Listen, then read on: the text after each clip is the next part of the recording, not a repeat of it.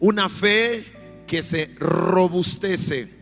Lo contrario a robustecer, es debilitarse. Es probable que las circunstancias que nos rodean en el día de hoy haga, y de hecho creo que eso ha producido un efecto en la vida de la iglesia, en la vida de los creyentes.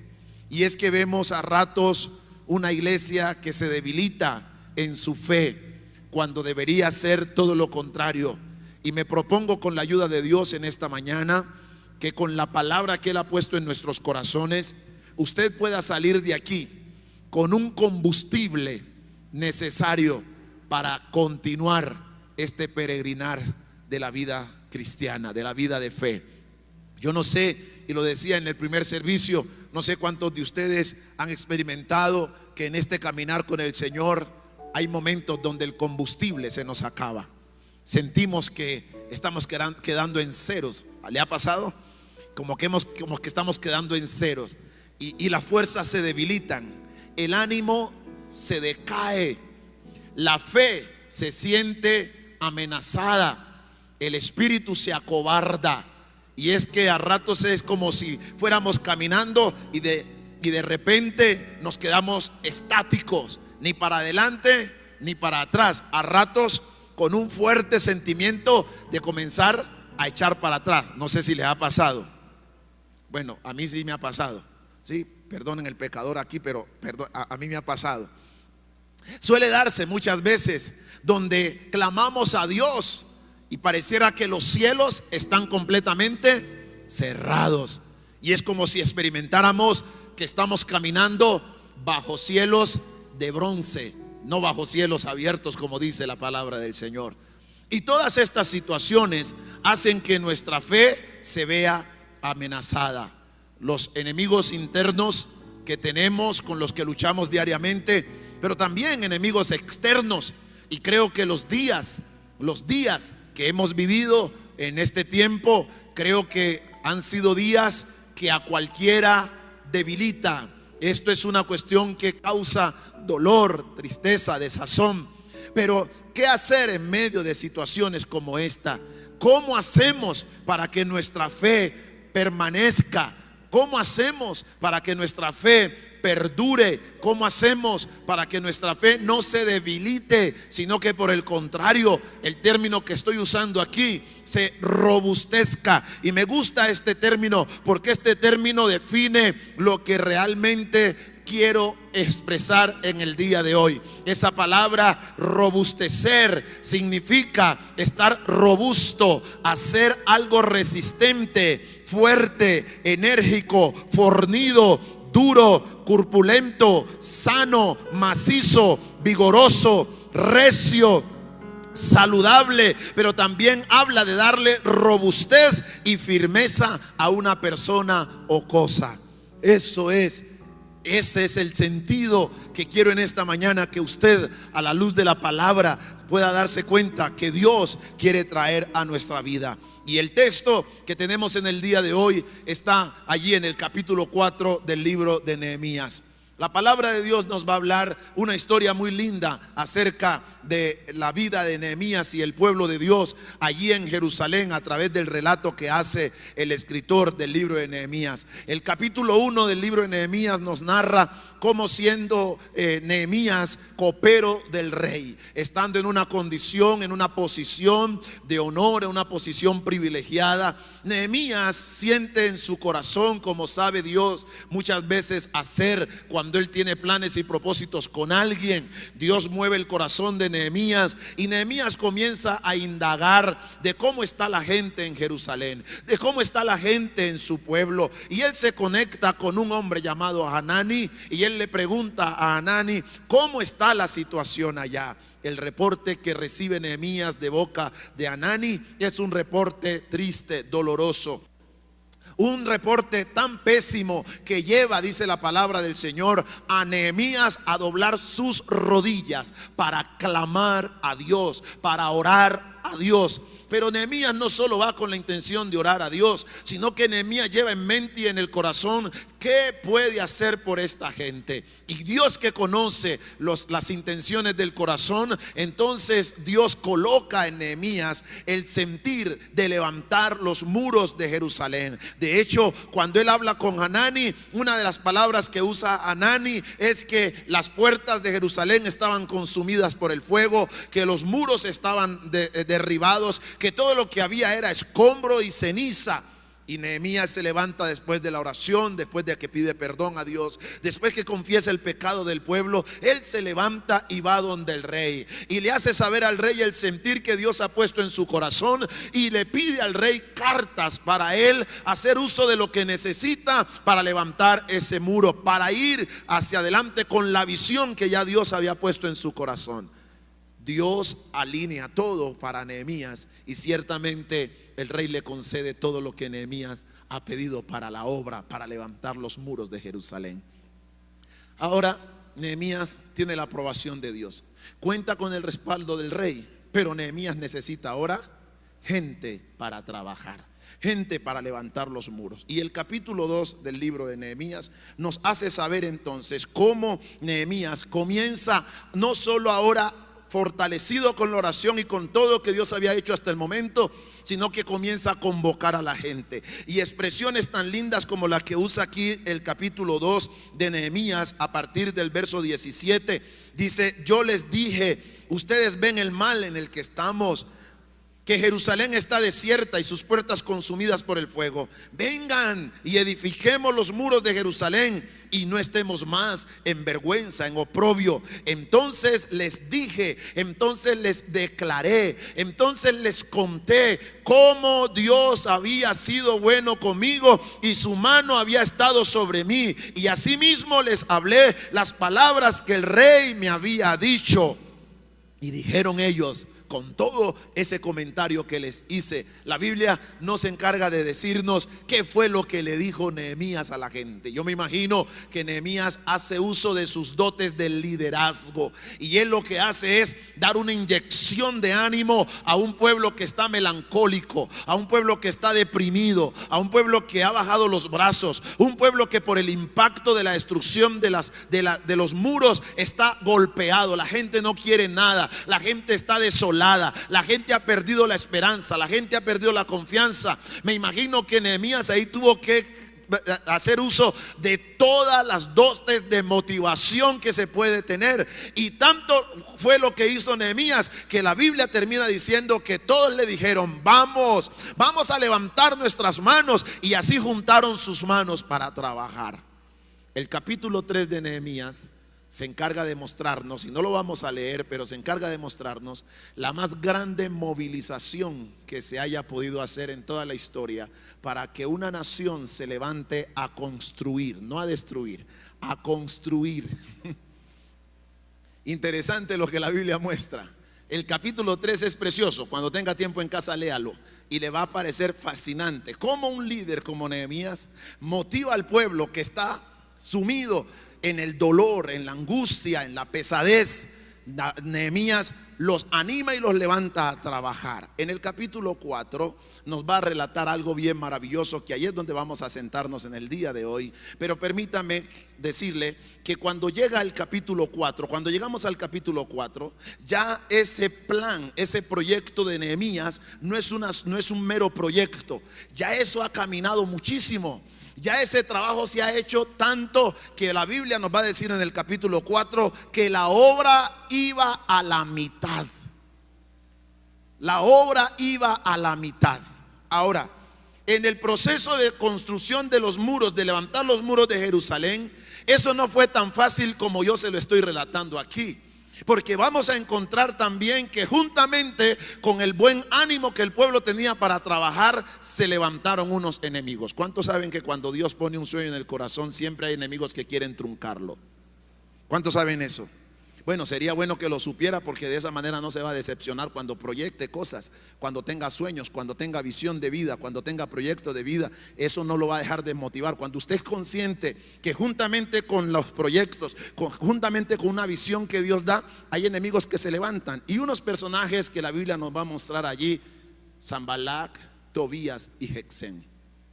Estos tres personajes van a ser tremendos aquí, y ellos son nuestros personajes, ocupan un lugar muy importante en lo que vamos a estar hablando en el día de hoy.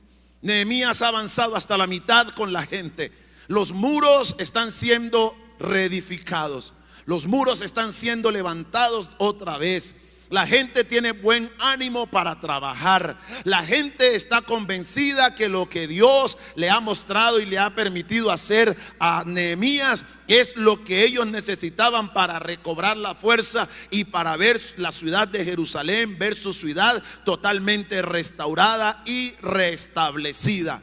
Pero como les decía, no hay bendición sin a veces interrupciones. Allí aparecen los enemigos propios. ¿Y cómo hacemos para que esa fe, cómo hacemos para que ese ánimo, cómo hacemos para que esa fortaleza que esta gente ha traído hasta la mitad del trabajo perdure hasta el final, permanezca hasta el final, y que en medio de este trabajo, ahora que están a punto de ver la bendición de Dios, ahora que están a punto de concluir la obra, esta gente no se nos desanime? ¿Cómo hacemos? Pues la Biblia nos va a mostrar aquí las características de una fe que en medio de los momentos difíciles se robustece y no se debilita. Y es lo que el Señor quiere que cada uno de nosotros en el día de hoy aprendamos. La palabra de Dios en el capítulo 4 de Nehemías nos va a decir lo siguiente: cuando oyó Sanballat que nosotros edificábamos el muro, se enojó y se enfureció en gran manera. Él hizo escarnio de los judíos. En otras palabras, habló mal de los judíos. Y habló delante de sus hermanos y del ejército de Samaria y les dijo: ¿qué hacen estos débiles judíos? ¿Se les permitirá volver a ofrecer sacrificios? ¿Acabarán en un día esta obra? ¿Resucitarán de los montones del polvo las piedras que fueron quemadas? Ahora yo quiero que usted ponga atención a las palabras punzantes que están usando este enemigo llamado Sanballat en contra de aquellos que hacían la obra. Y estaba junto a él Tobías amonitas, porque aquí se aplica aquel adagio que dice: Dios los hace y ellos Dios los hace y ellos se reúnen. El muro, hermanos, aquí el ataque es frontal. Estos no son carticas que están mandando, estos no son mensajeritos que están mandando, no, aquí el ataque es directo. ¿Para quién va esto? Para quienes tienen el ánimo arriba, para quienes tienen la moral en alto, para quienes se han convencido que Dios quiere que levanten los muros. Y entonces, ¿qué dijo este bendito Tobías? Mire lo que él dijo. Dice: esto, lo que ellos edifican del muro de piedra, si una zorra se sube allí, lo derriba. Mire estas palabras tan tremendas. Eso es como si tú estuvieras contento, feliz en tu proyecto, en tu visión y todo, y tú esperas que quienes estén a tu alrededor lo que suelten sean palabras de ánimo, de fortaleza, palabras de motivación. Y de pronto aparece alguien y te dice: ¿y usted qué es lo que está haciendo ahí?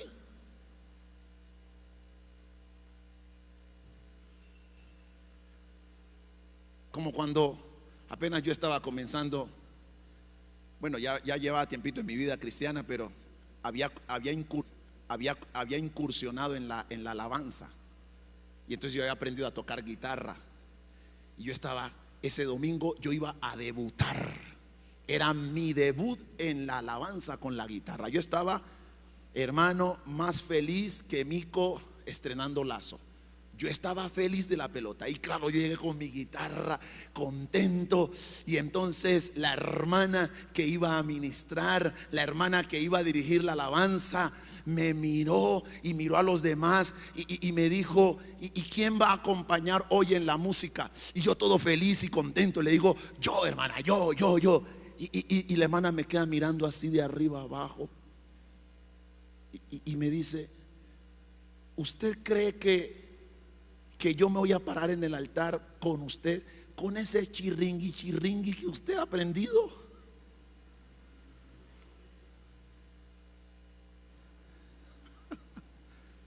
Yo entiendo a Nehemías cuando estos locos están hablando así. Eso que estos están edificando como muro de piedras, si una zorra se sube allí, la tumba. No, usted podrá imaginarse qué pasó en el corazón del pastor. No, hermano, yo sentía que esa hermana cogió un cuchillo y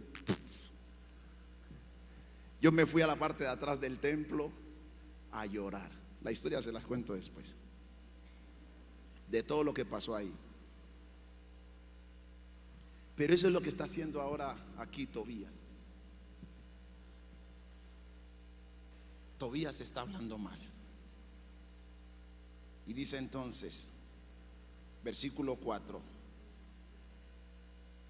que Nehemías hace algo que en el Antiguo Testamento era permitido, y eran las famosas oraciones imprecatorias. Las famosas oraciones que hacían los salmistas, o que hacía el salmista cuando él quería ver a sus enemigos vuelto polvo y ceniza, que la mano de Dios cayera sobre ellos. Por eso Nehemías dice en el versículo 4: oye, oh Dios nuestro, que somos objeto de menosprecio, de burla. Señor, vuélvete contra nuestros enemigos, que les caiga el fuego tuyo sobre la cabeza. Señor, entrégalos por el despojo en la tierra de su cautiverio. Cubre, Señor, no cubras su iniquidad, ni su pecado sea borrado delante de ti, porque, Señor, se han encolerizado contra nosotros. Versículo 6: edificamos pues el muro, a pesar de las palabras, a pesar de la desmotivación.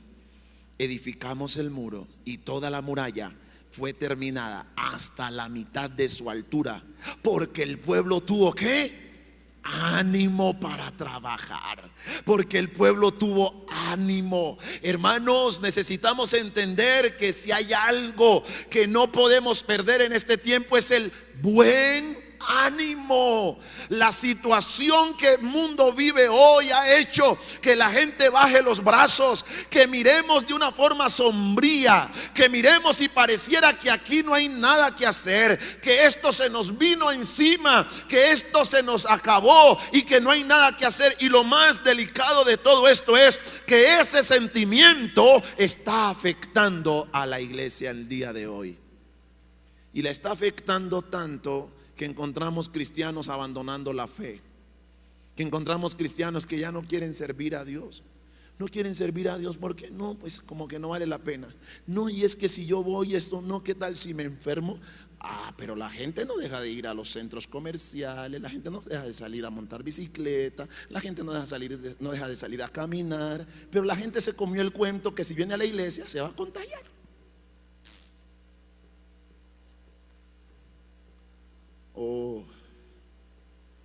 Yo sé que esto no gusta mucho, pero pues, ¿qué hacemos? Y el ánimo de los creyentes lo vemos diluido. Ánimo de liderazgo. Los líderes han dejado de hacer los grupos en casas, han dejado de pastorear a la gente, han dejado de consolidar a las personas, han dejado de evangelizar, porque no, yo no puedo evangelizar. No es que ahora tengo la boca cerrada y para colmo lo mal me han puesto un tapabocas allí, tras que no sé qué decir cuando voy a evangelizar, más el tapaboca, ahora sí quedamos hechos.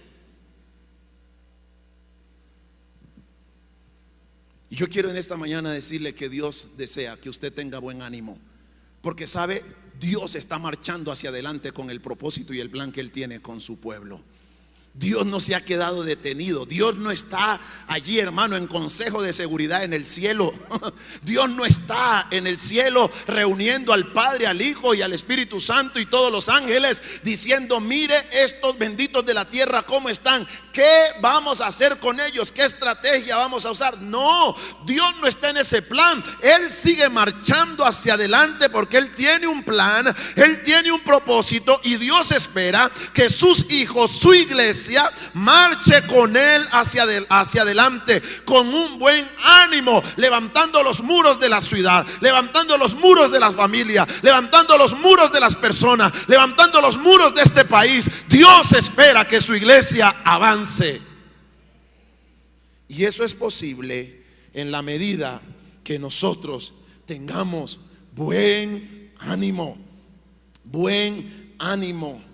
Se terminan o se lleva al final los procesos cuando la gente tiene buen ánimo para orar, buen ánimo para predicar, buen ánimo para servir a Dios, buen ánimo para decirle a otros: esto que está pasando pronto pasará, esto no es eterno, esto también se acabará, va a llegar el día en que esto dejará de ser y la vida tiene que seguir, así que ten buen ánimo. Miren, hermanos, la esperanza que tenía esta nación de Jerusalén para reconstruir los muros era lo que los judíos creyentes podían hacer. Ellos no esperaban, o ellos no tenían su confianza puesta ni en Sanbalat, ni en Tobías, ni en Gesem, que eran los personajes malosos que andan por ahí en este relato.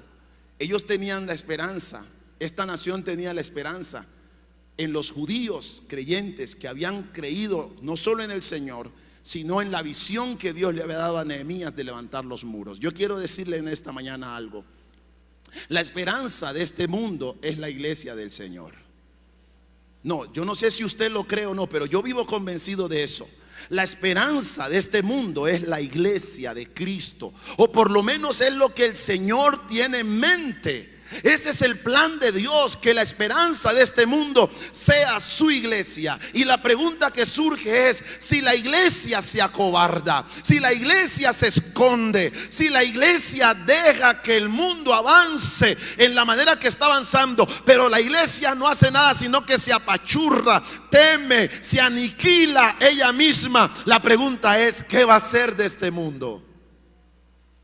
Por eso en esta mañana yo he venido para revolucionar tu fe, para revolucionar tu espíritu y para decirte que necesitas robustecer tu fe, porque es probable que las cosas no mejoren sino que empeoren, pero en la medida en que tu fe permanezca robustecida, vamos a ser un canal de bendición para la gente, vamos a ser un canal de bendición para nuestra familia, vamos a ser un canal de bendición para nuestros amigos, para nuestros familiares, para nuestros vecinos, nuestros compañeros de trabajo. ¿Por qué? Porque tendremos buen ánimo para levantar los muros caídos que hay en ellos.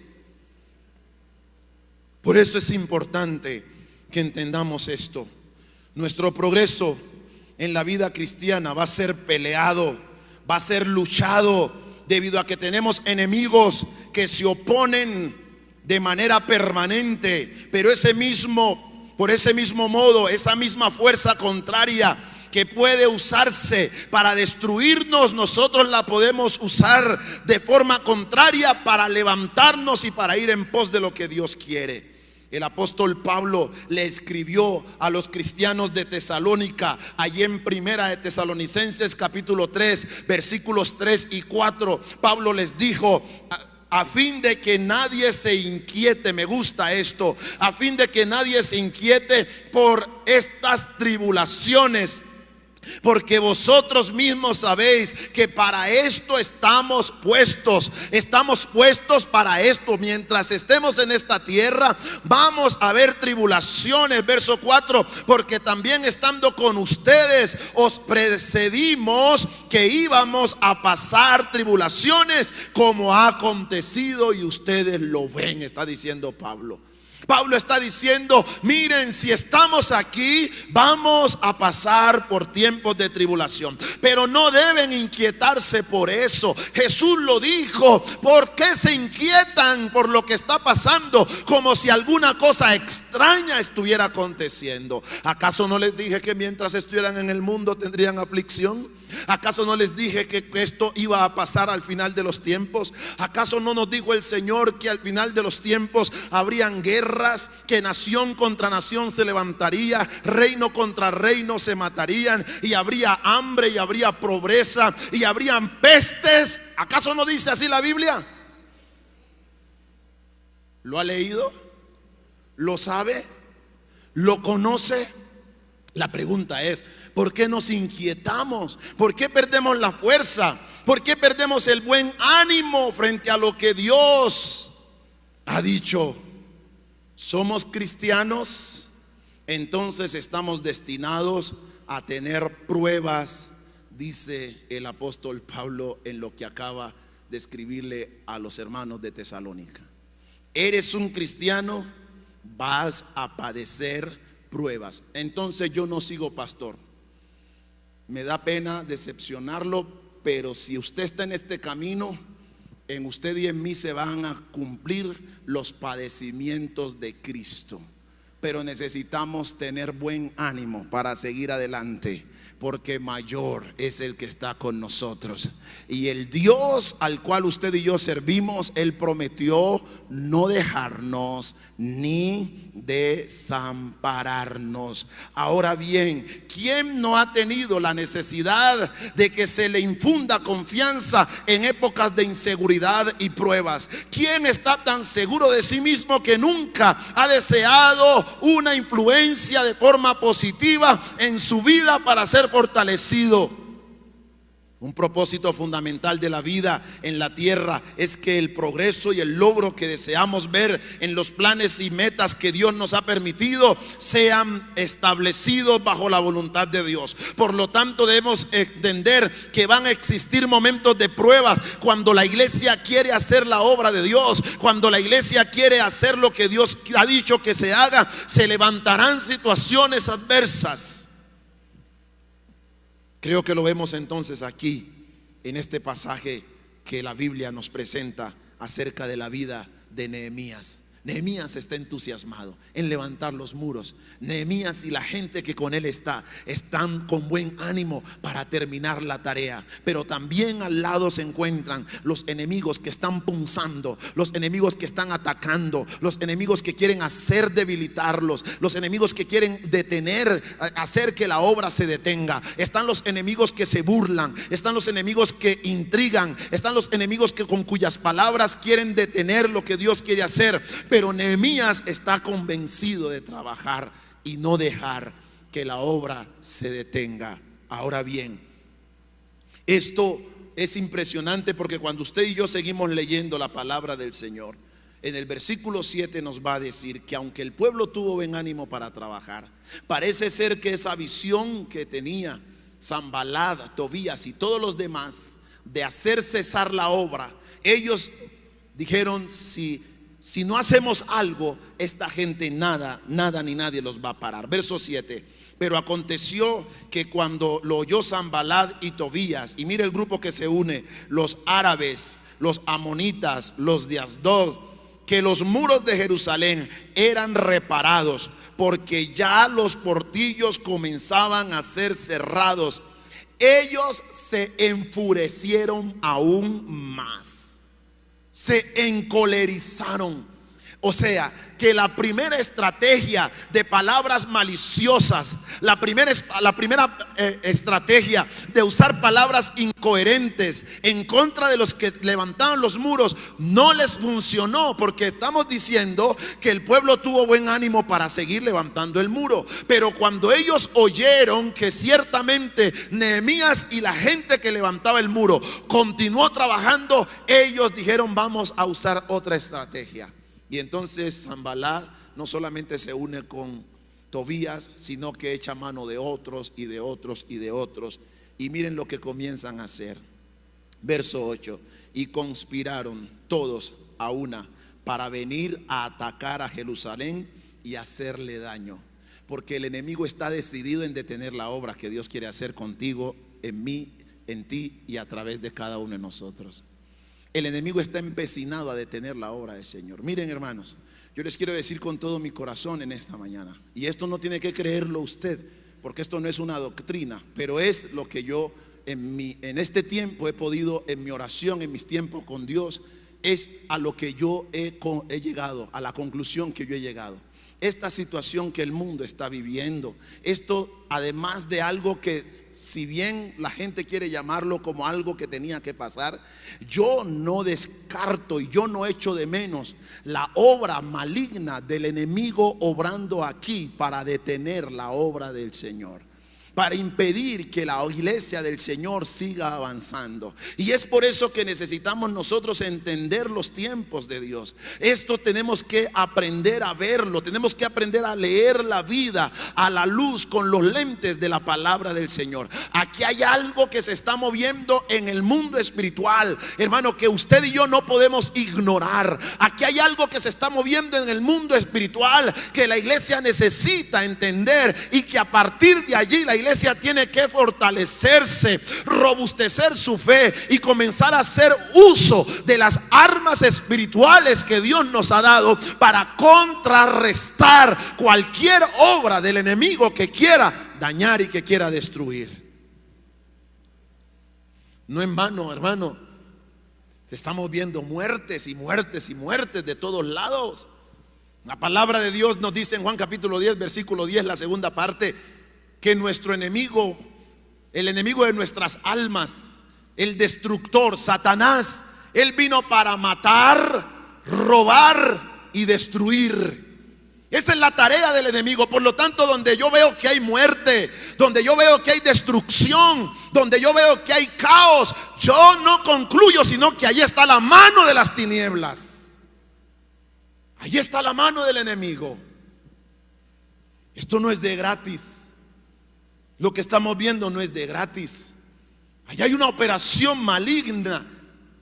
Y lo más tremendo de esto es que la iglesia muchas veces se deja contagiar de ese sentimiento de derrota, de fracaso, ese sentimiento de pesadumbrez, de que no vale la pena avanzar, de que no vale la pena seguir. Y entonces la fe de la iglesia comienza a debilitarse. Por eso Dios hoy quiere que usted y yo aprendamos las cualidades de una fe, o cómo una fe se robustece cuando las cosas se ponen difíciles. Tres aspectos importantes. Número uno, una fe que se robustece, mis amados hermanos, cuando las cosas se ponen difíciles, es una fe que sabe enfrentar, que sabe hacerle frente, que sabe afrontar la hostilidad de sus enemigos. Es una iglesia que aprende a conocer, y estos enemigos son externos. Estos enemigos no son enemigos internos, son enemigos externos, porque allí la palabra de Dios nos lo va a decir. Los versículos 1 al 3 del capítulo 4 de Nehemías nos va a hablar de un hombre llamado Zambalá. Luego en el capítulo 7 nos va a hablar de un hombre llamado Tobías, y de todo un ejército que se levantó para atacar al pueblo.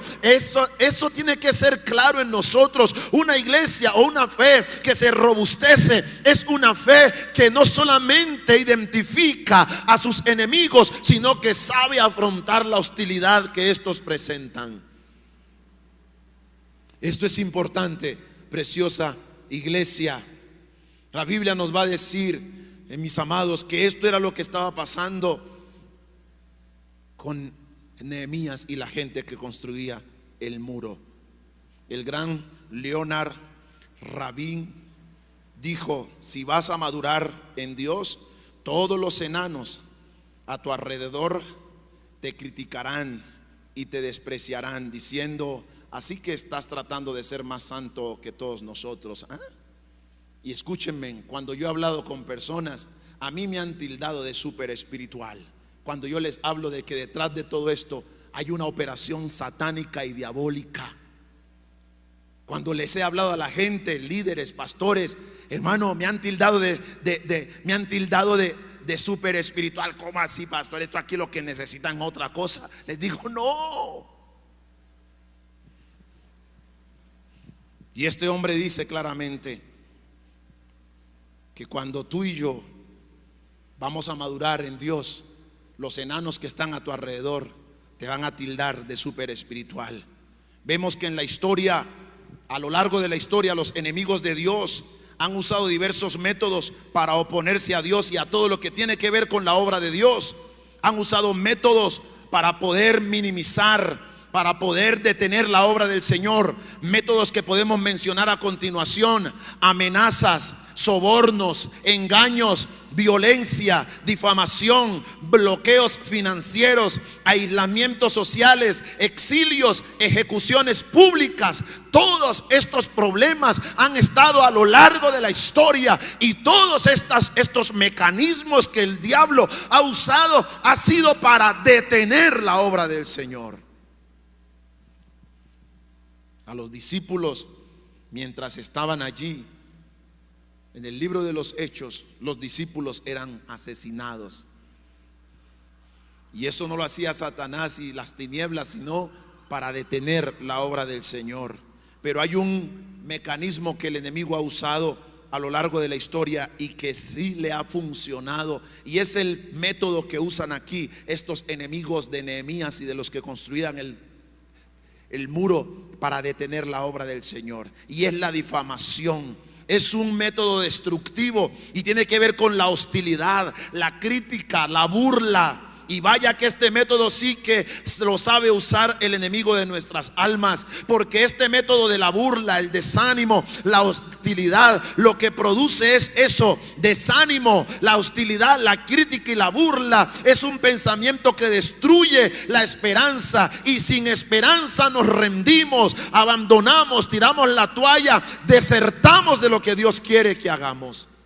Y el enemigo sabe perfectamente eso, que cuando el enemigo comienza a instigarte, cuando el enemigo comienza de forma punzante a atacar tu vida, él busca que tú te debilites, pierdas la esperanza y abandones la carrera. Pero estoy aquí en esta mañana para decirte de parte de Dios que necesitas robustecer tu fe, y la forma en que lo vas a hacer es que aprendas a afrontar la hostilidad, que aprendas a enfrentar la crítica, que aprendas a enfrentar, mi querido hermano, la burla, y que sepas que la esperanza que el Señor te ha dado es una esperanza que no nos avergüenza.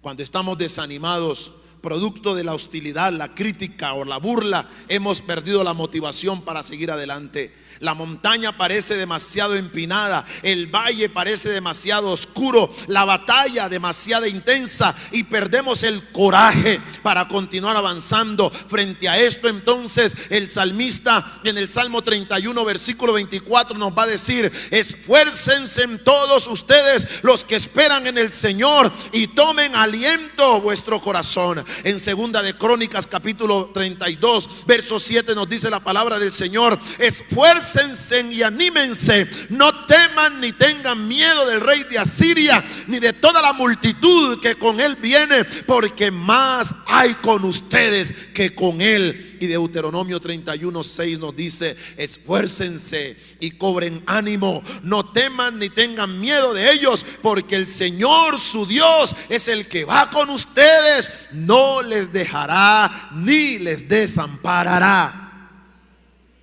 Ese es el Dios que tenemos. Ese es el Dios que tenemos. El Dios que no nos deja ni nos desampara.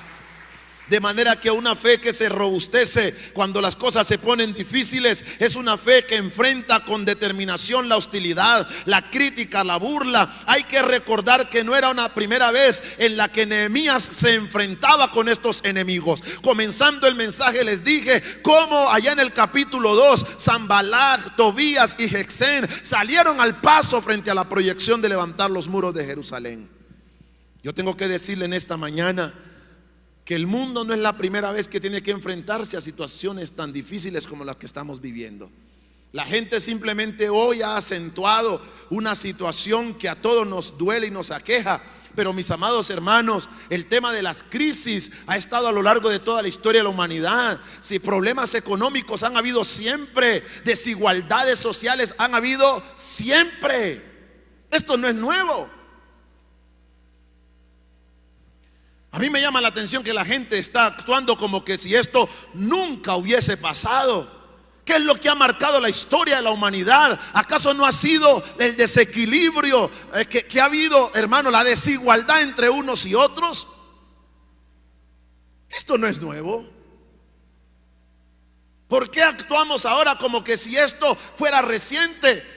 ¿Acaso no hemos vivido tiempos de pandemias, de epidemias? ¿Acaso no hemos vivido tiempos de guerras difíciles? ¿Lo hemos vivido o no?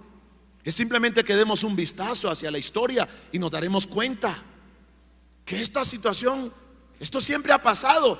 Lo que pasó es que en el tiempo que ocurrieron, usted y yo no estábamos. Aló.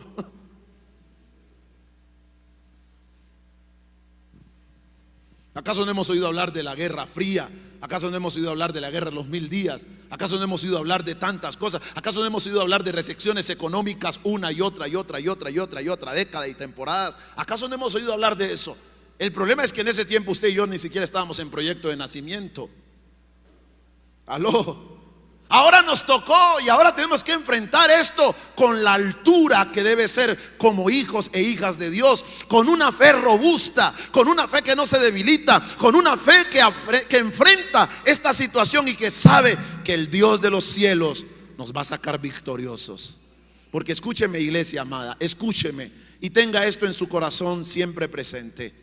Mientras estemos en esta tierra, vamos a tener que vernos frente a situaciones difíciles. Siempre va a haber esto.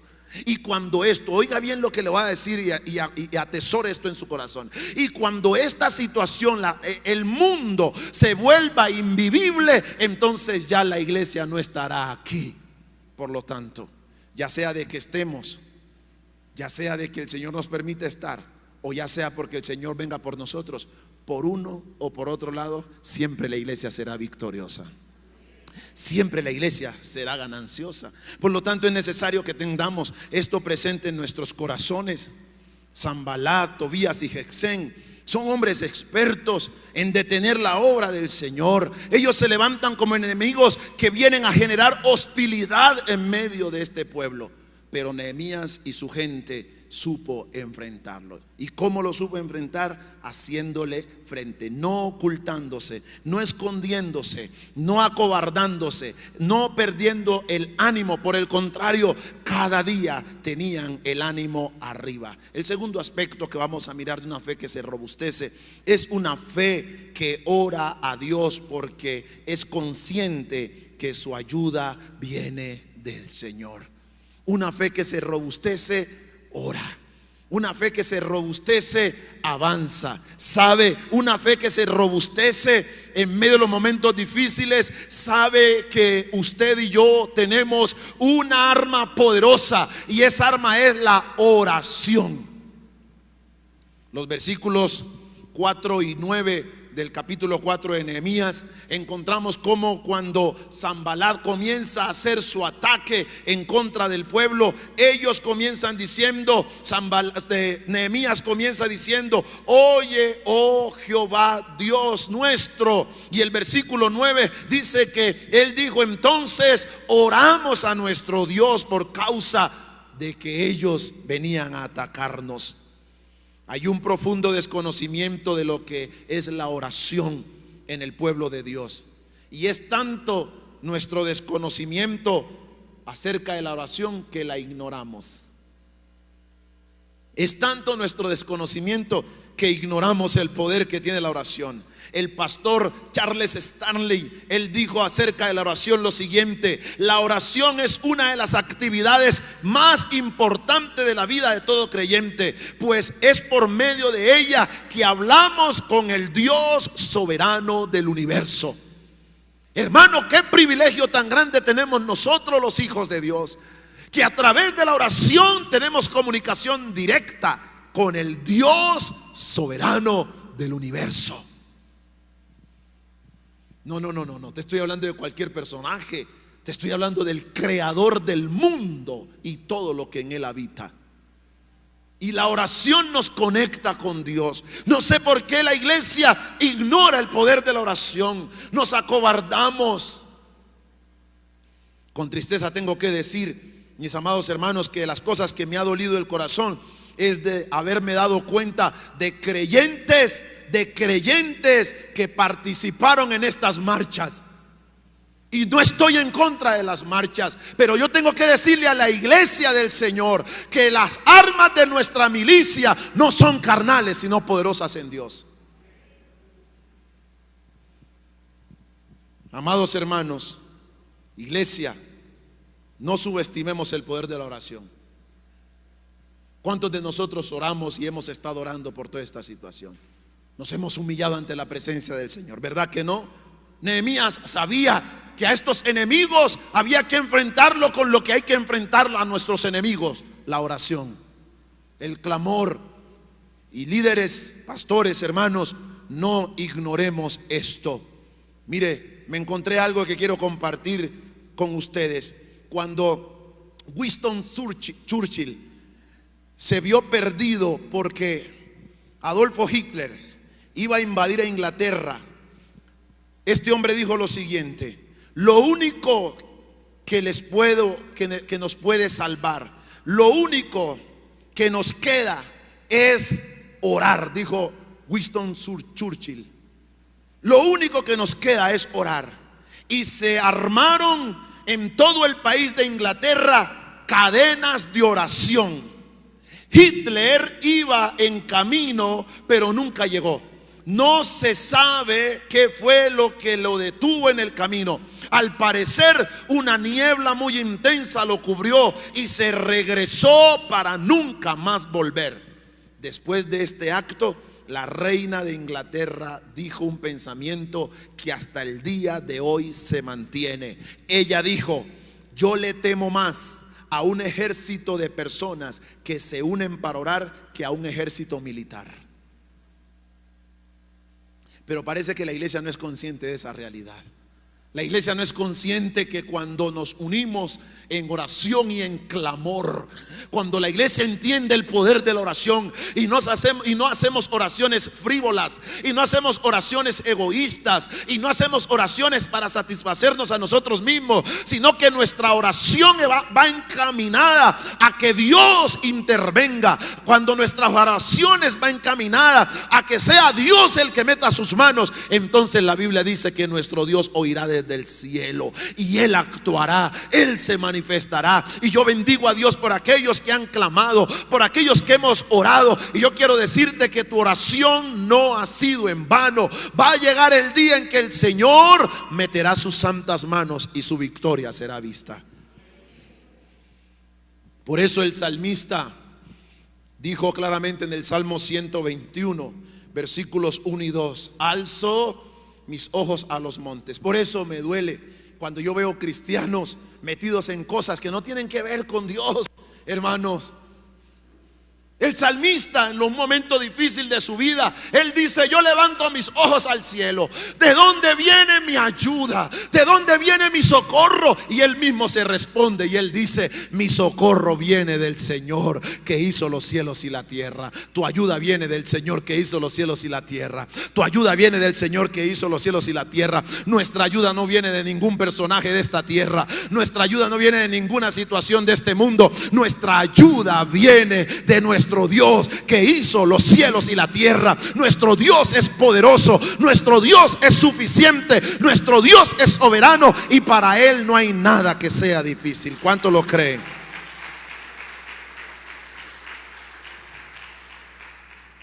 Esto es importante que usted y yo lo sepamos, preciosa iglesia. Esto es importante. El Señor sabe lo que sentimos, conoce nuestros pensamientos, sabe de nuestras necesidades y tiene el poder necesario para intervenir en cualquier aspecto de nuestra situación, en nuestra vida, para traer sosiego. Pero a pesar de que nuestro Padre Celestial conoce todo de nosotros, Él está también dispuesto a escucharte orar. Él está dispuesto y Él está presto a que tú abras tu boca y clames al Dios vivo y verdadero. La palabra de Dios nos dice en 1 Tesalonicenses 5:17: oren sin cesar. En otras palabras, la oración es la respuesta. Diga conmigo: la oración es la respuesta. Y yo creo que la iglesia necesita levantar clamor, la iglesia necesita levantar oración. El rey Salomón dijo lo siguiente, las siguientes palabras en relación a la oración. Allí en Primera de Reyes capítulo 8 versículo 28, el rey Salomón dijo: con todo tú atenderás a la oración de tu siervo y a su plegaria, oh Jehová Dios mío, oyendo el clamor y la oración de que tu siervo hace hoy delante de ti. Y en el mismo capítulo 8, el versículo 45, Salomón dijo estas palabras: tú oirás en los cielos su oración y súplica, y les harás. ¿Les harás qué? ¿Qué pide la gente? ¿Qué pide la gente? ¿Cuál es el motivo de estas marchas? ¿Cuál es el motivo de estas marchas? Justicia. ¿Y qué nos dice la Biblia? ¿Que de dónde viene nuestra justicia? ¿Se da cuenta? ¿Se da cuenta, mi querido hermano? ¿Se da cuenta? Nosotros necesitamos ser más bíblicos en lo que hacemos y cómo pensamos. Salomón está diciendo: cuando hay un pueblo que clama, Señor, tú oirás y tú intervendrás y les harás justicia. Pero es que es más fácil salir, perdónenme la expresión, hermano, es que es más fácil salir a bobear, a perder el tiempo. Como que si el hombre puede hacer que el hombre cambie. El corazón del ser humano no lo cambia nadie. El único que puede transformar un corazón es el Señor, a través del Espíritu Santo interviniendo en esa vida. Por lo tanto, la iglesia no tiene que perder el tiempo en hacer cosas que no tienen sentido. La iglesia tiene que saber qué es lo que dice el Señor, que es la cabeza de la iglesia, el Cristo de la gloria, el Dios eterno. Jeremías 33:3, clama a mí. ¿Y qué dice? Y yo te responderé. Lucas capítulo 18 verso 1. Jesús les refirió una parábola sobre la necesidad de orar, ¿qué? Siempre, y no desmayar. La meta de la iglesia es no desmayar en la oración, no desmayar en la oración. Por lo tanto, una fe que se robustece, en primer lugar, afronta, hermano, a sus enemigos, enfrenta la hostilidad. Pero lo segundo que hace una fe que se robustece cuando las cosas se ponen difíciles es una oración que ora. Una fe, que ora, una fe que clama, una fe que sabe el poder de la oración. Y en tercer lugar, una fe que se robustece cuando las cosas se ponen difíciles es una fe que sabe identificar los enemigos internos y los confronta. Digan todos conmigo: enemigos internos. Otra vez, dígalo fuerte: enemigos internos. ¿Cuántos saben que tenemos enemigos internos? Así como había allí dentro del pueblo enemigos externos, Sanballat, Tobías, Gesén, también habían enemigos internos. Y Nehemías no le temía tanto a los enemigos externos como a los enemigos internos.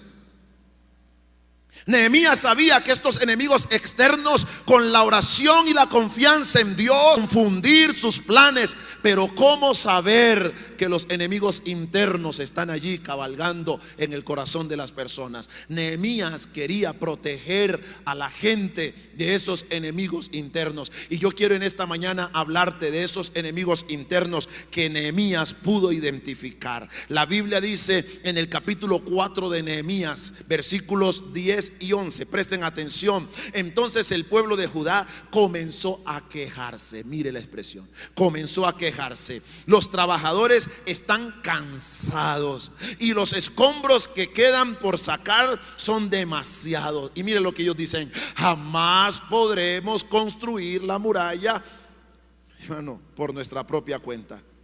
Mire, ahora ellos ven que no pueden. Ahora ellos se sienten débiles. Ahora están viendo como que ya no se puede hacer nada. Ahora sienten como que es mucho el trabajo. Oiga, y el trabajo de la obra ya está avanzado, ya va a terminar.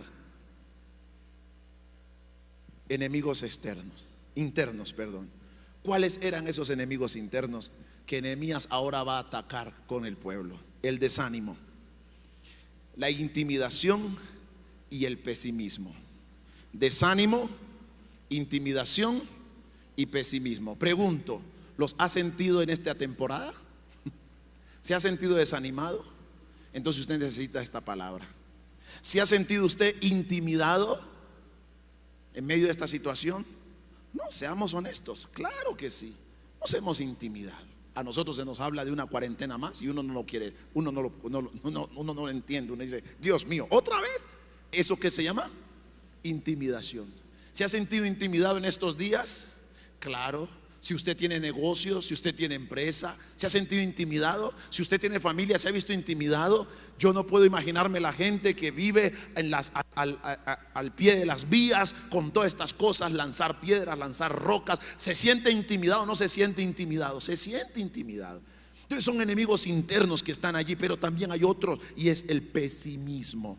Mis amados, el desánimo siempre aparece cuando estamos a punto de ver una victoria en nuestra vida. ¿Lo sabía? Sépalo en esta mañana. Hermano, el desánimo siempre ocurre. Por eso usted debe tener mucho cuidado cuando su vida comienza a desanimarse. Yo no sé a cuánto les ha pasado, pero no sé si a usted le ha sucedido que cuando usted ha orado por una situación, y llega un momento en que usted ha orado y ha orado 1 mes, 2 meses, 6 meses, 1 año, y la gente dice, pastor, llevo 1 año orando por esto y nada ha pasado. Y usted en el año siente debilitarse, siente desanimarse de la oración, y hay más de uno que se desaniman. Error, porque escúcheme bien, el desánimo en tu vida, cuando tú has orado, cuando tú has clamado, cuando tú has buscado de Dios y viene el desánimo, óyelo bien, el desánimo es una señal que estás a punto de ver la gloria de Dios. El desánimo es una señal.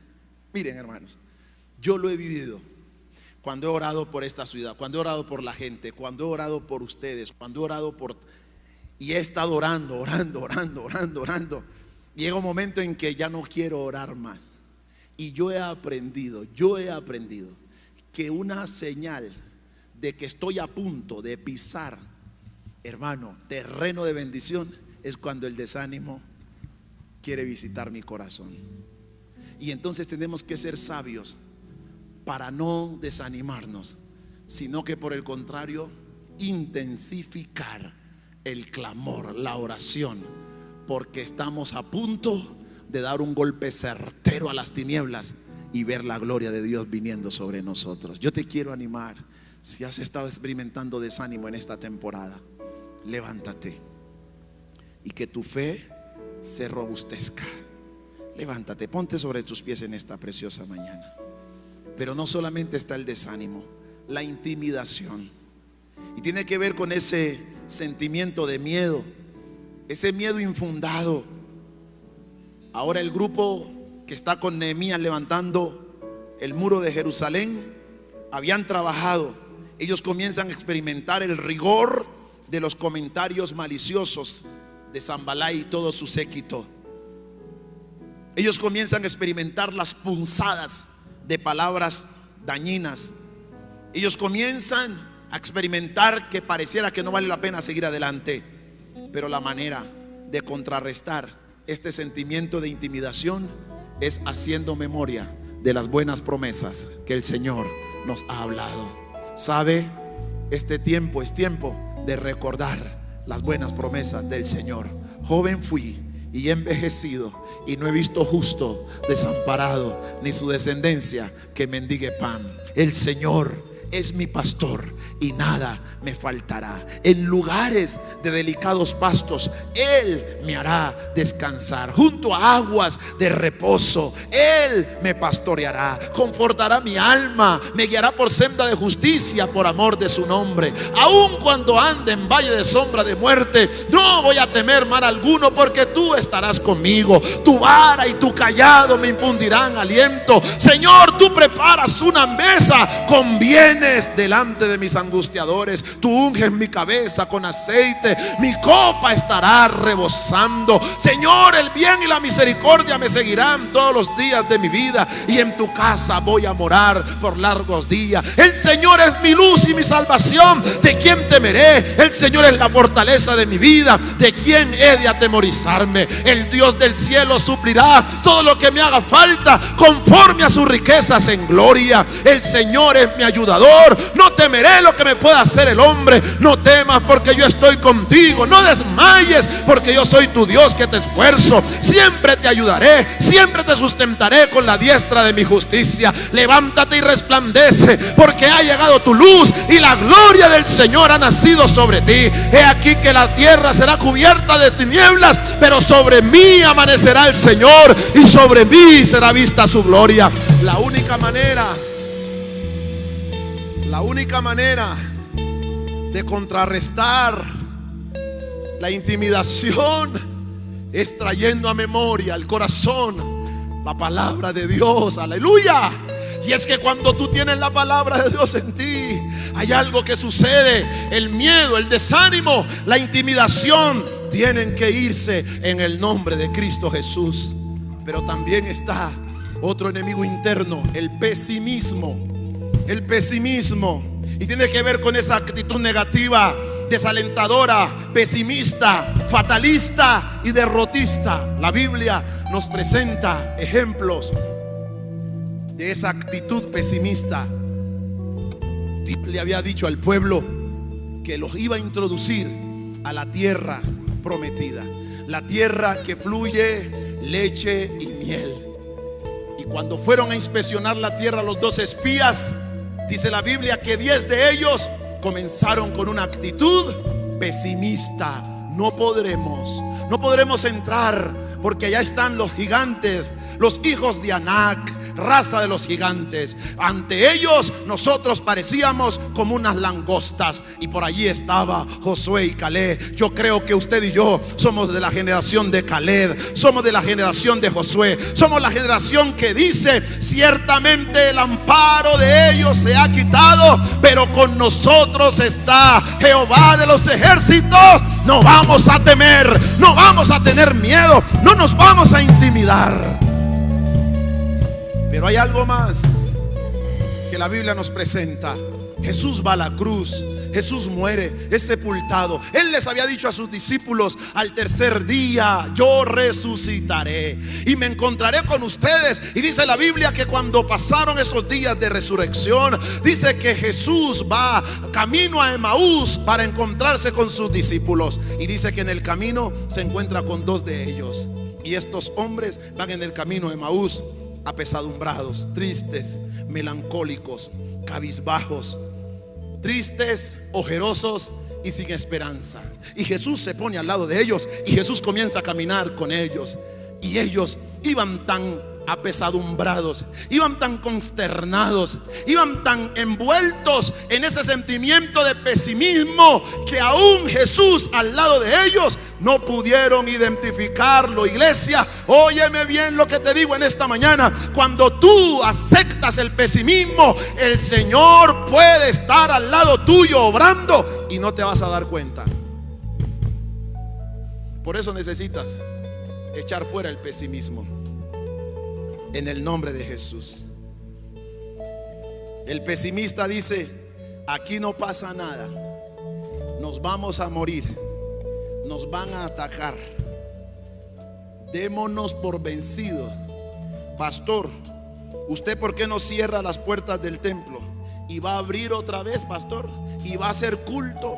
Y pastor, y esto no está muy feo. Y pastor, el pesimista. Presta atención a esto. El pesimismo contrastado con quienes tenemos fe y confianza en Dios. Y yo quiero hacer claridad porque muchos pueden malinterpretar esto.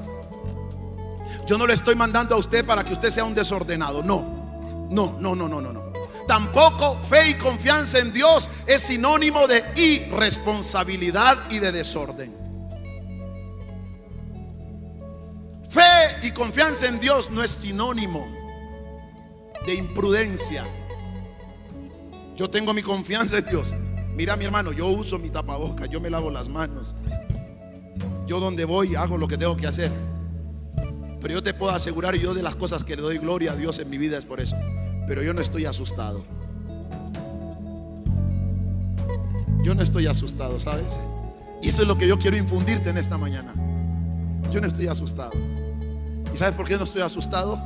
Porque yo sé en quién he creído, porque yo sé en quién he creído y sé que ese Dios en el que yo he creído es poderoso para guardarnos, para preservarnos, para cuidarnos, para proveernos, para sustentarnos, para bendecirnos. Y cuando esta situación se recrudezca de tal manera que ya no podamos estar en este mundo, el Dios omnipotente nos habrá llevado a la presencia de su Padre. ¿Cuántos dicen amén en esta mañana? ¿Cuántos dicen amén en este día? Yo sé que eso va a pasar. Por eso, en el nombre de Cristo Jesús, todo pesimismo tiene que irse de tu vida. El pesimista dice: esto no tiene solución. El que tiene fe y confianza en Dios dice: para Dios no hay nada imposible. El pesimista dice: mi vida está mal, mi vida irá de mal en peor. El que tiene fe y confianza en Dios dice: el que comenzó en mí la buena obra, Él la va a perfeccionar. El pesimista dice: qué desgracia, siempre a mí me pasa lo peor. El que tiene fe y confianza en Dios dice: gracias, Señor, pues a través de este sufrimiento tú estás formando en mí un buen carácter. El pesimista dice: no puedo sobrellevar esta carga. El que tiene fe y esperanza en Dios dice: todo lo puedo en Cristo que me fortalece. El pesimista dice: yo no tengo suerte en la vida. El que tiene fe y esperanza en Dios dice: yo soy un hijo de Dios, por lo tanto soy heredero. El pesimista dice: tengo temor de que al venir las pruebas me aparte del Señor. El que tiene fe y confianza en Dios dice: ¿quién me podrá separar del amor de Dios? ¿Lo entiendes? ¿Lo entiendes, iglesia? El pesimista dice: todo parece estar en contra mía.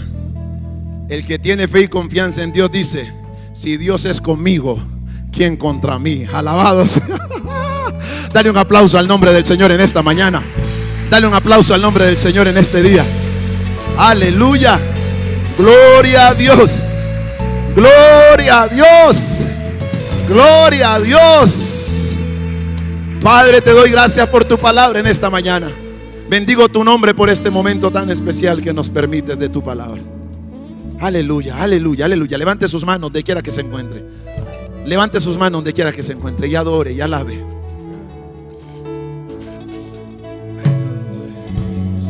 Deje que el Espíritu de Dios en esta mañana lo introduzca en una atmósfera de adoración. Deje que el Espíritu de Dios lo lleve a adorarle a Él. Deje que el Espíritu Santo le lleve a adorarle. Y allí con sus propias palabras dígale: Señor, mi fe necesita ser robustecida. Señor, he sentido que en medio de esta situación a ratos mi fe se desvanece. Siento que mi fe se debilita, Señor, porque a ratos no veo lo que quisiera ver con mis ojos naturales. Pero Señor, tú no me has mandado a ver con los ojos físicos. Tú me has mandado, Señor, a ver con los ojos de la fe, porque está escrito que por fe andamos, no por vista. Oh Señor, glorifícate en esta mañana. Glorifícate en esta mañana. Manifiesta tu poder.